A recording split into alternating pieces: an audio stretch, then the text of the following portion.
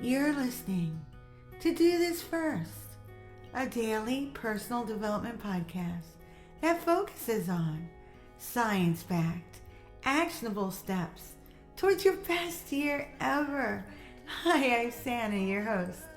Today we're continuing with our 12-part series, Shine with Shakespeare, the Ruthlessness of Richard III. Richard III is a historical play by William Shakespeare that depicts the rise and fall of King Richard III, a ruthless and ambitious monarch who manipulates his way to the English throne. The play is set in the aftermath of the War of Roses and follows Richard's Machiavellian quest for power. Richard, the Duke of Gloucester, begins the play by declaring his intention to seize the crown from his brother King Edward IV. Through deceit, manipulation, murder, Richard eliminates any and all obstacles to his path to power, including his nephew and other rivals. He forges alliances and uses propaganda to secure his position as king. As Richard's tyranny becomes more apparent, opposition of course grows against him.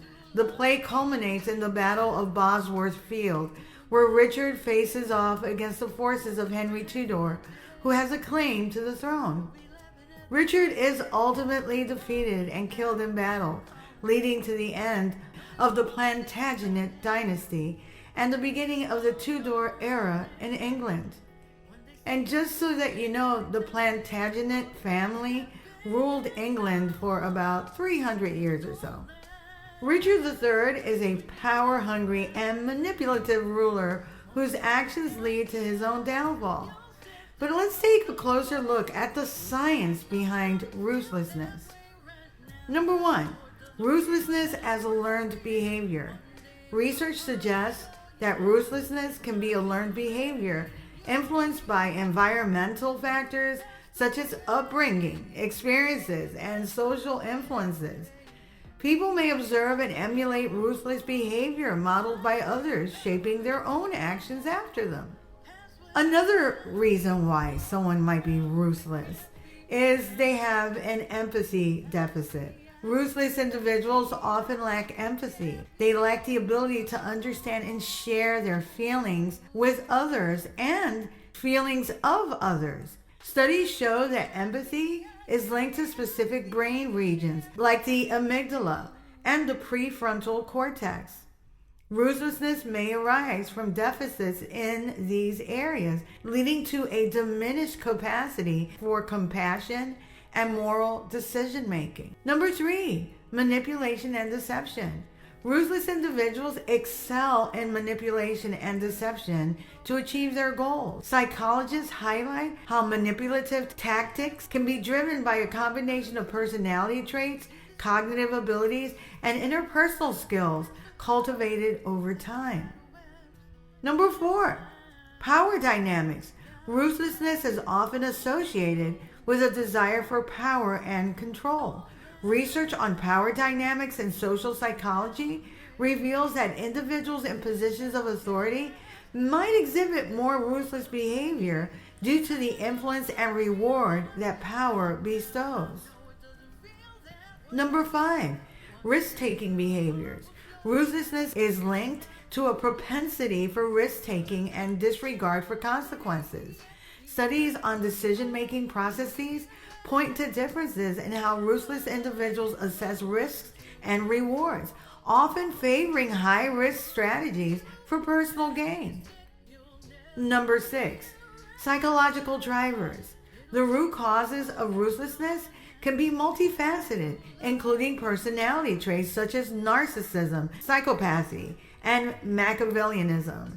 These dark triad traits are associated with manipulative behavior, lack of empathy, and a focus on self-interest. Number 7, cognitive biases. Ruthless individuals may exhibit cognitive biases that shape their decision-making processes. Confirmation bias, overconfidence, and self-serving bias can contribute to a distorted view of reality and justify ruthless actions to achieve desired outcome. Number 8, ethical disengagement. Ruthlessness can involve ethical disengagement, mechanisms that allow individuals to justify immoral actions.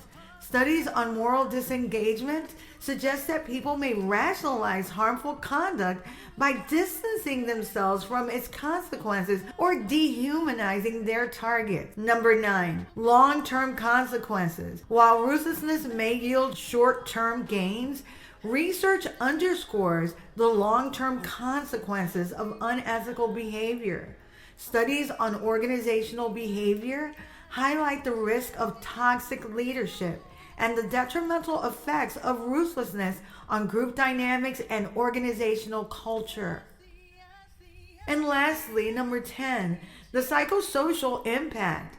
Ruthlessness not only harms others, but also takes a toll on the ruthless individual's well-being.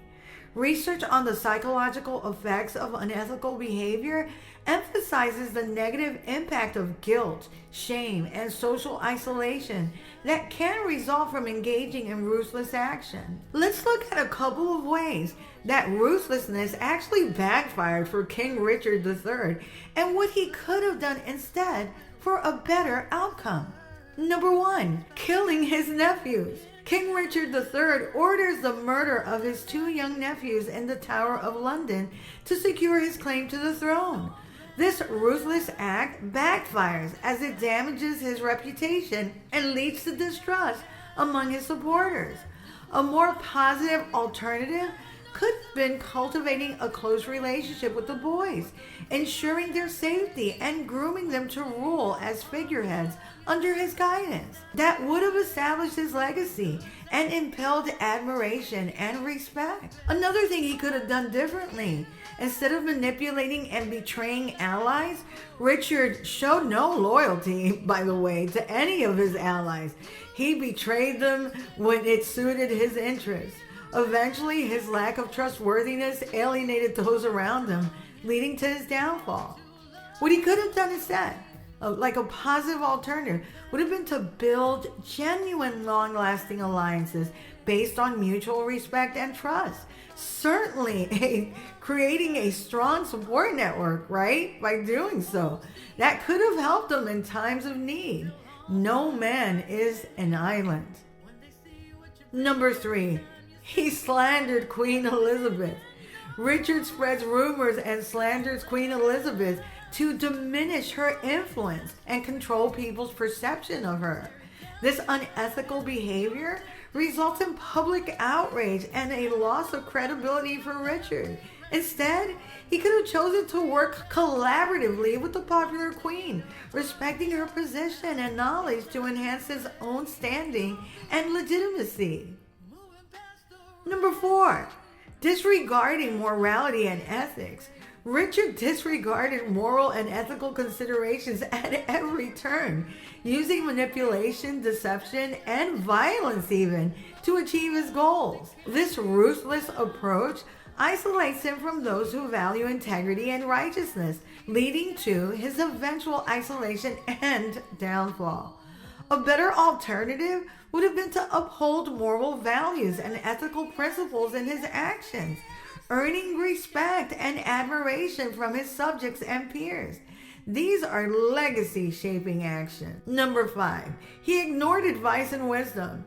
Richard constantly dismissed advice from those who genuinely wished to help him, considering himself superior and infallible. This arrogance blinds him to potential pitfalls and leads to catastrophic consequences for his rule. Instead, he could have humbled himself to seek counsel from trusted advisors, benefiting from their wisdom and experience to make informed decisions and avoid fatal mistakes like death.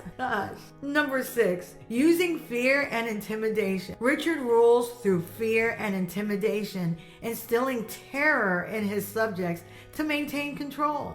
However, this strategy creates resentment and rebellion, weakening his grip on power and inviting enemies to unite against him. A more positive approach would have been to inspire loyalty and devotion through kindness, fairness, and benevolence, creating a sense of unity and stability in his kingdom. By examining these instances of ruthlessness in Richard III's actions and considering more positive alternatives, we can see how a different approach based on integrity, collaboration, morality, humility, wisdom, and benevolence could have led to a more successful and fulfilling reign, ultimately avoiding his tragic downfall.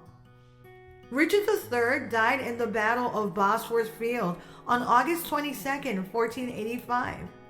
He was the last English king to die in battle, fighting against the forces of Henry Tudor, who would become King Henry VIII. During the conflict, Richard's army was defeated and he was killed in the fighting.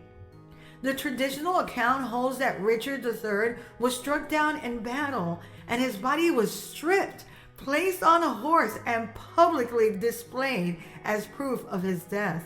Shakespeare's play Richard III is based on real historical events and figures as stated previously. However, it is important to note that Shakespeare did take a couple of liberties with the historical facts and characters for dramatic effect. The play portrays Richard III as a ruthless and ambitious villain, largely influenced by the Tudor propaganda of Shakespeare's time that aimed to discredit the reign of the Plantagenets and glorify the Tudor dynasty. His reputation has undergone some reassessment in recent years.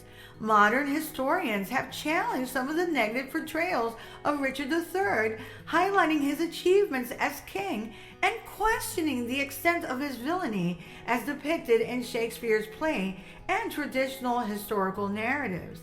The discovery of Richard III's remains in 2012 and subsequent research have sparked renewed interest in his life and reign, shedding new light on this enigmatic monarch. If you like what you're hearing, don't forget to leave a review. You can also read a full transcript of this podcast episode and all 194 podcast episodes and counting on my blog, DoThisFirst.life. You can also subscribe to my YouTube channel at Do This First. I'm trying to get to 10,000 and I'm at 2.04 right now, so thank you for all those who have subscribed. And I will continue to update the amount on each episode. You can also sign up for my new weekly newsletter, which will help you get your week started on a positive note, and updates on coaching, books, merch, and my public speaking engagements as they become available. Tomorrow, we'll continue with the 7th installment of our 12-part Shine with Shakespeare series. Till tomorrow. Moving past the rain, moving past the pain, or past the color blue.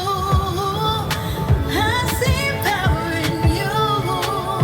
Past held you down. Look around, they can't be found. I see a champion in you.